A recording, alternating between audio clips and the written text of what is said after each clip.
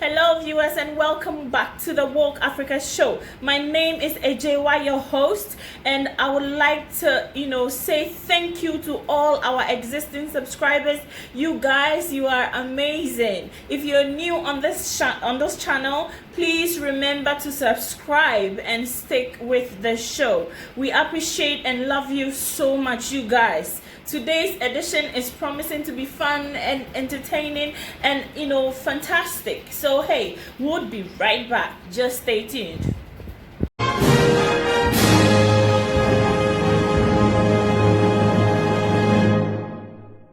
Fellow Ghanaians, good evening. Today, Sunday, 19th April, is exactly 3 weeks since I came to you and announced the imposition of restrictions to movement in the Greater Accra Metropolitan Area and Kaswa, and the Greater Kumasi Metropolitan Area and its contiguous districts. I explained at the time that the decision was taken to give government the opportunity to try to contain the spread of the virus, scale up effectively the tracing of persons who had come into contact with infected persons, test them for the virus, and if necessary, quarantine and isolate them for treatment, should they prove to be positive for the virus. The decision to restrict movement has occasioned a number of severe difficulties for all of us across the country, especially for the poor and vulnerable, and not only for those resident in the affected areas. Let me express my gratitude to all of you for bearing with government, all health workers, and with members of our security services throughout this period. I requested all of us to sacrifice for our collective good, and we have been doing just that. I thank all our healthcare workers, the men and women of our security services, and members of the media for the work they've been doing in helping to combat the spread of the virus. Let me also thank the individuals and organizations who have made contributions to COVID-19 National Trust Fund. It is truly appreciated. Fellow Ghanaians, since the first 2 cases of infections were recorded on our shores, we have to date traced some 86,000 contacts, out of which we have test results of 68,591 contacts. There is thus a backlog of some 18,000 tests whose results are yet to be received. The overwhelming majority of these contacts have been established in the last 3 weeks of the partial lockdown in Accra and Kumasi. Out of this number, 1,042 persons, i.e. 1.5%, have been confirmed as positive, with 67,549, i.e. 98.5%, testing negative. 99 persons have recovered and have been discharged, and 930 persons who have been isolated are responding to treatment either in their homes or in treatment facilities. These 930 persons, after their treatment, will soon undergo the mandatory 2 tests to determine if they have also recovered from the virus or otherwise. The main reason our country has seen an increase in the number of confirmed cases over the last 3 weeks is because of the decision we took aggressively to trace and test contacts of infected persons. This has enabled us to identify and isolate infected persons, protect the population from further infections, and contain better the spread of the virus. Indeed, Ghana is the only other country in Africa to have conducted more than 60,000 tests, and we are ranked number 1 in Africa in administering of tests per million people. The decision to impose restrictions on movement was backed by the data at hand, and our next course of action, again, is backed by data and by science. Indeed, all that government is doing is intended to achieve 5 key objectives: limit and stop the importation of the virus, contain its spread, provide adequate care for the sick, limit the impact of the virus on social and economic life, and inspire the expansion of our domestic capability and deepen our self-reliance. It is important to state at the very outset that scientists at the University of Ghana have successfully sequenced genomes of the virus responsible for the COVID-19 pandemic, obtaining important information about the genetic composition of viral strains in 15 of the confirmed cases in Ghana. This is a significant milestone in Ghana's response to the pandemic, as it will strengthen surveillance for tracking mutations of the virus and in the tracing of the sources of community infections in people with no known contact with confirmed cases. The Ghanaian scientific community is to be warmly applauded for this advance and contribution to global knowledge. Their work makes us proud to be Ghanaians, and who knows, God may work through them to discover a vaccine. What a triumph that would be. Indeed, the recent genomic characterization of African coronaviruses by our own scientists illustrates the need to establish the enabling framework for sustaining vaccine manufacturing in Africa. We must advance African-led partnerships to drive scientific innovations for the control of viral diseases by vaccination. Ghana, recognizing this critical public health tool, will support the African Vaccine Manufacturing Initiative, which is chaired by Noguchi's Professor William Ampofo, to promote the agenda for vaccine development and manufacturing in Africa by Africans for the world. Government has also introduced the use of drones to expedite the transportation of samples to laboratory centers. On Friday, 17th April, for example, 51 samples were delivered from the Ominako Drone Distribution Center to Noguchi. Furthermore, we're introducing rapid results testing to augment our surveillance and enhance contact tracing efforts so that we can quickly isolate and treat confirmed cases. From the 68,591 samples tested, we've been able to understand better the dynamism of the virus, mapped out its geographic footprint, and established current and potential hotspots. We've also been able to isolate and educate asymptomatic carriers and thereby help minimize the spread of the virus. So far, it has been established that the virus was imported into our midst from foreign shores and is being spread through person-to-person contact. The majority of persons infected in Ghana have mild to no symptoms at all, whilst a very small number have required hospital treatment, of which 9 persons with underlying ailments have died. Towards treatment, we've expanded and added to our network of COVID-19 treatment centers, with the Ghana East and Bank of Ghana hospitals being 100% dedicated to the fight. In addition, we have set aside separate COVID-19 treatment centers at the University of Ghana Medical School, Hospital, the Kolebu Teaching Hospital, Akuffo-Addo Teaching Hospital, Kumasi South Hospital, and in other designated regional and district hospitals.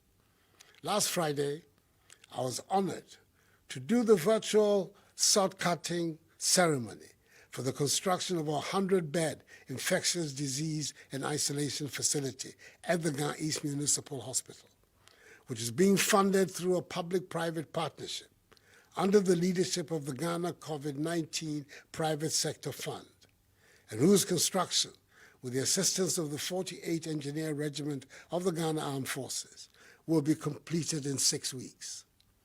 members of the private sector fund have indeed acted like citizens and not spectators in these testing times for our country, and their patriotism is to be loudly praised. We have also scaled up the domestic production of personal protective equipment, and our health care facilities so far have taken delivery of 14,550 scrubs, 11,900 gowns, 19,980 head covers, 263,281 nose masks, 13,002 N95 nose masks, 41,117 varying sizes of sanitizers have also been produced locally and delivered to our health facilities. The enhancement of our capacity to test has been made possible by the dedication of the expanded teams at Noguchi Memorial Institute for Medical Research, the Kumasi Center for Collaborative Research, and the National Public Health Reference Laboratory. Further, we're making significant investments in the laboratories of the Veterinary Laboratory, Accra, the Center for Scientific and Industrial Research Laboratory in Accra, the Police Hospital, the 37 Military Hospital, the University of Health and Allied Sciences in Ho, the Veterinary Services Department in Sekondi Takoradi, the Public Health Laboratory in Tamale, the War Memorial Hospital in Navrongo, and the Cape Coast Teaching Hospital, so they can also use PCR technology. We are recalibrating 100 regional and district tuberculosis gene expert laboratories across the country to help ensure that we have a minimum situation of one testing center per region. Fellow Ghanaians, in view of our ability to undertake aggressive contact tracing of infected persons, the enhancement of our capacity to test, the expansion in the numbers of our treatment and isolation centers, our better understanding of the dynamism of the virus, the ramping up of our domestic capacity to produce our own personal protective equipment, sanitizers, and medicine, the modest successes chalked in containing the spread of the virus in Accra and Kumasi, and the severe impact on the poor and vulnerable. I've taken the decision to lift the 3-week-old restriction on movements in the Greater Accra metropolitan area and Kaswa, and the Greater Kumasi metropolitan area and its contiguous districts, with effect from 1 a.m. on Monday, 20th April. In effect, tomorrow, we'll see the partial lockdown in Accra and Kumasi being lifted. I must make it clear at the outset that lifting these restrictions does not mean we're letting our guard down. All other measures are still firmly in place. For the avoidance of doubt, the earlier measures announced on Wednesday, 15th March, which have been extended, are still very much in force and have not been relaxed. I'm demanding even greater adherence to these measures. In here, I'm referring to the suspension of all public gatherings, including conferences, workshops, funerals, parties, nightclubs, drinking spots, beaches, festivals, political rallies, religious activities, and sporting events. All educational facilities, private and public, are to remain closed. Businesses and other workplaces can continue to operate, observing staff management and workplace protocols with a view to achieving social distancing and hygiene protocols. Operators of public transport, including our buses, trotros, and taxis, are to continue to run with a minimum number of passengers, as they have been doing for the last 3 weeks in maintaining social distancing. They must also continue to ensure the maintenance of enhanced hygienic conditions in all vehicles and terminals by providing, amongst others, hand sanitizers, running water, and soap for washing of hands. Domestic airlines are required to adhere to the same protocols.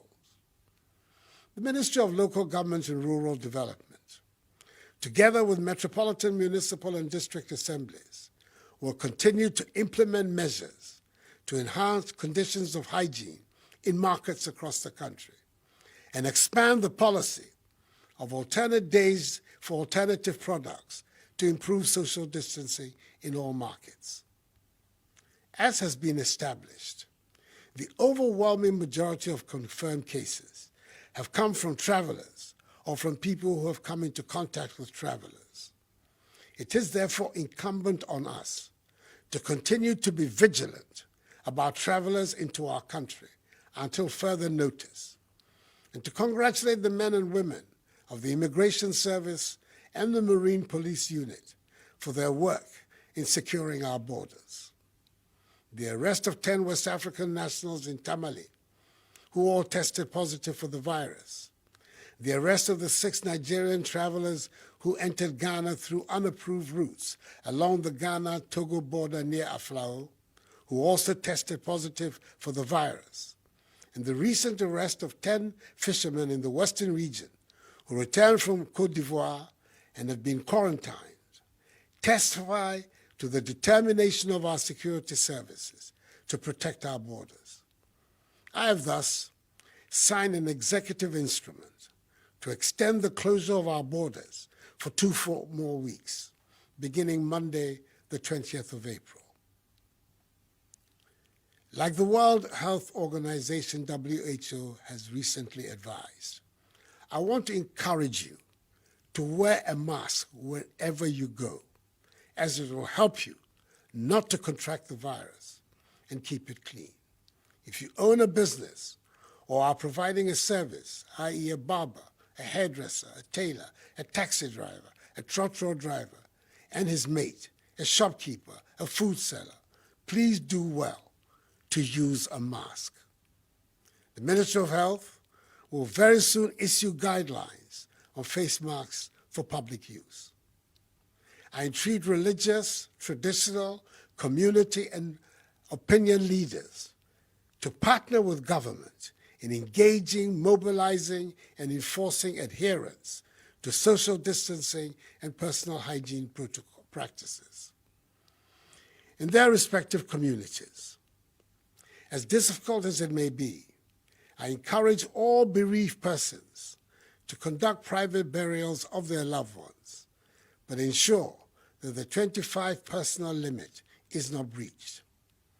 Indeed, some are burying their loved ones now in order to have the final funeral rites later. The morgues in the country are becoming full and will in themselves soon pose a public health hazard. So let us act quickly on this. As the day goes by, and as we continue to sustain a grip on the rapid spread of the virus, the systematic easing of these restrictions will be undertaken to bring life back to normalcy. Definitely, we will continue to record new cases of infections, particularly with our policy of aggressive tracing and testing. However, I want to assure you the government has put in place the appropriate measures to isolate and treat them. Should there be an unexpected outburst in infections within a community, I've put the health workers and the security services, including the police service and the armed forces, on standby to coordinate a rapid response of human and logistical resources, if necessary, to cordon, impose a curfew, trace, test, and treat infected persons in the affected community. Indeed, the focus of government's policy and action will be based on the implementation of the 3 T's, i.e. tracing, testing, and treating. In any event, stay at home unless it is absolutely essential. The movement of foodstuffs will continue from producing areas to the markets, and with the intervention of the metropolitan, municipal, and district assemblies, the markets will be better organized for the sale of foodstuffs. Fellow Ghanaians, as we fight to halt the spread of the virus, we're also engaged in fights on two other fronts, fights we must equally win. Firstly, there continues to be the deliberate dissemination of fake news, disinformation, and outright lies by some unpatriotic citizens about the spread of the virus since its outbreak in the country. These acts are being orchestrated by those who seek to benefit by seeking to sow the seeds of panic and confusion amongst the populace at this time of national crisis. I have an unequivocal, unambiguous message for those involved in these despicable acts. Put an immediate stop to it, or be held accountable for your actions. Secondly, as been aptly stated by the Ghana Medical Association, being infected by the coronavirus is not necessarily a death sentence. I've noticed with great concern the stories of some persons who have recovered from the virus now being confronted with another problem, i.e. stigmatization. This is not right, as it will rather drive away people from getting screened, tested, and treated. The stigmatization of recovered persons must stop, because if the virus did not end their lives and livelihoods, the stigma from members of their communities should not. I know the effects of the measures to contain the virus have been difficult for many, and that is why I mandated the creation of the 1.2 billion cedi Coronavirus Alleviation Program to support households and businesses. Out of this amount, 280 million cedis is being used to provide food for the vulnerable and free water for all Ghanaians for 3 months, i.e. April, May, and June. 323 million cedis is being used to motivate our health workers, and 600 million cedis of assistance is being provided to micro, small, and medium-scale businesses. I expect disbursements of the 600 million cedis to start in May. Government is fully absorbing electricity bills for 1 million active Lifeline customers and is granting a 50% subsidy on electricity bills of all other customers using their March 2020 bill as their benchmark for the months of April, May, and June. In total, the relief on electricity will amount to some 1 billion cedis.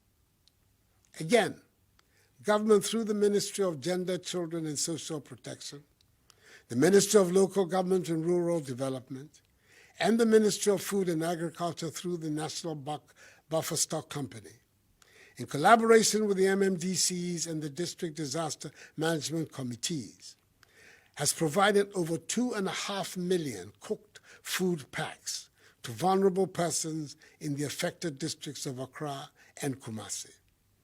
Dry food packs have also been distributed in collaboration with the faith-based organization to 450,000 families in the same areas as against the original target of 400,000.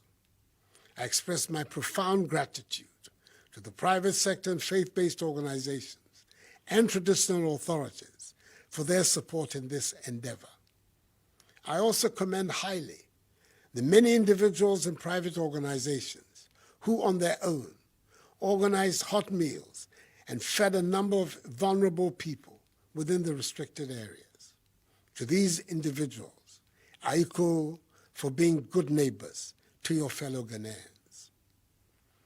As we continue to battle this pandemic, it is imperative we plan to restore Ghana onto a sound economic footing and create a path towards growth and transformation.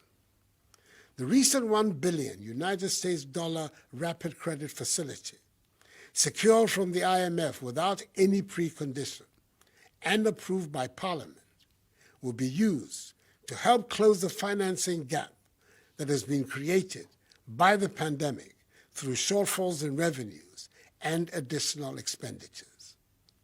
I welcome the 3 billion cedi credit and stimulus package from the commercial banks with the support of the Bank of Ghana to revitalize industries, especially in the pharmaceutical, hospitality, service, and manufacturing sectors.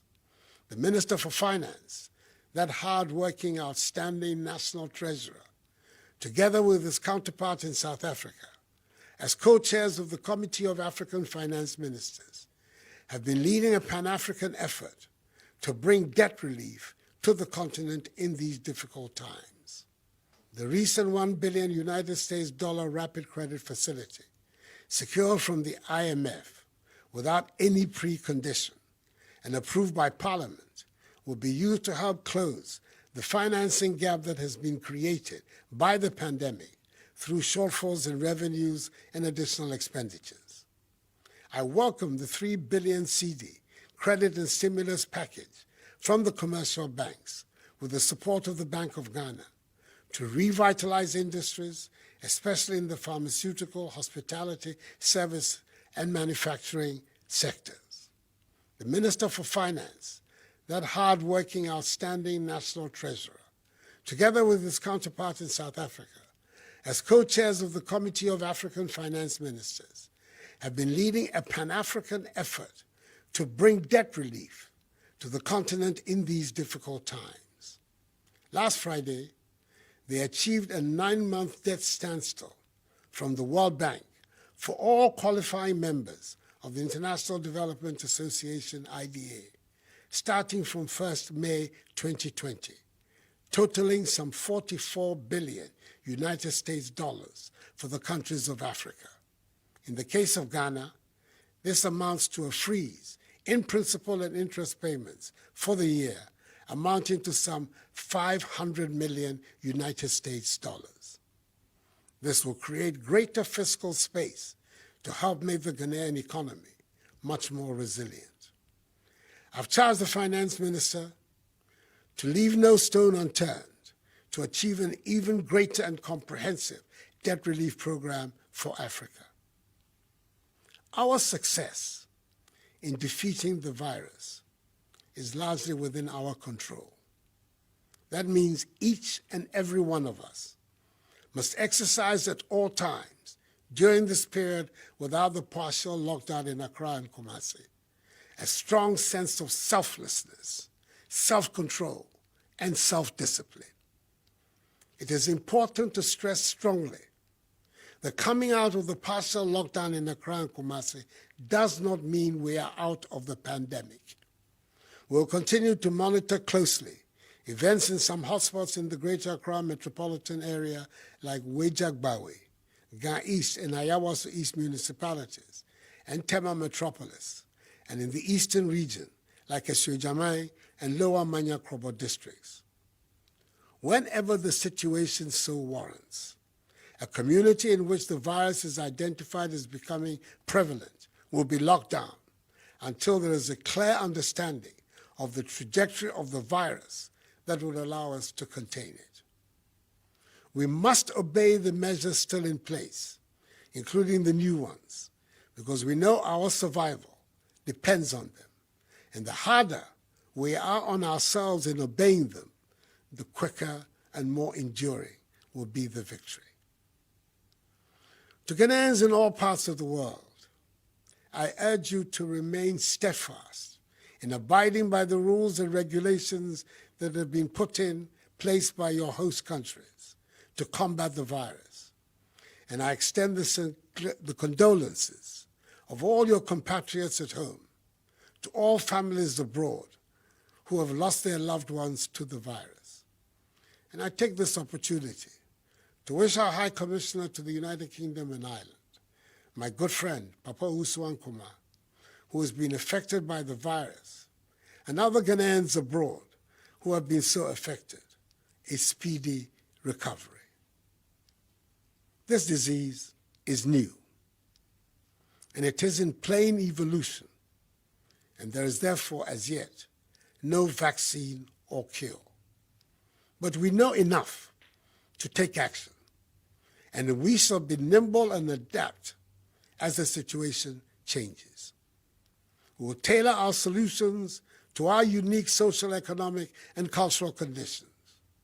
There is no one-size-fits-all approach, but I pledge to you the government will do whatever is required in our particular circumstances to safeguard the lives of our people and keep our economy going.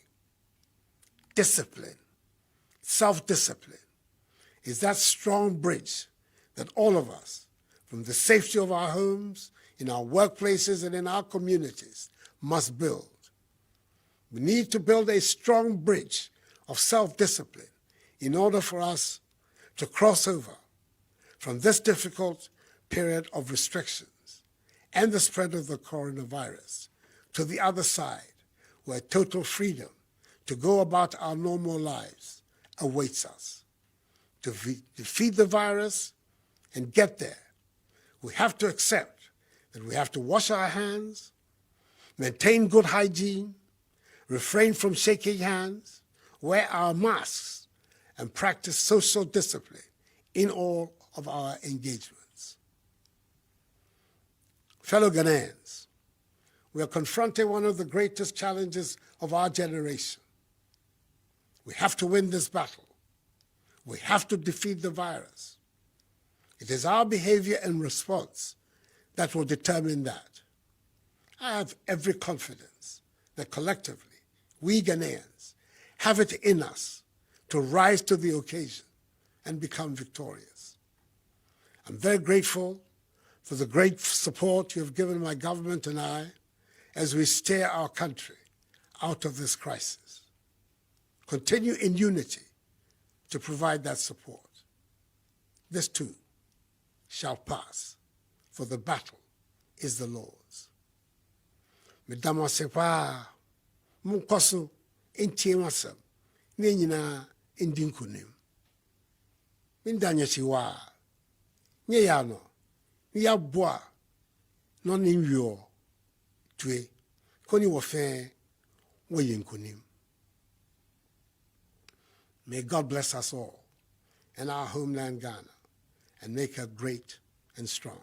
I thank you for your attention and have a good night.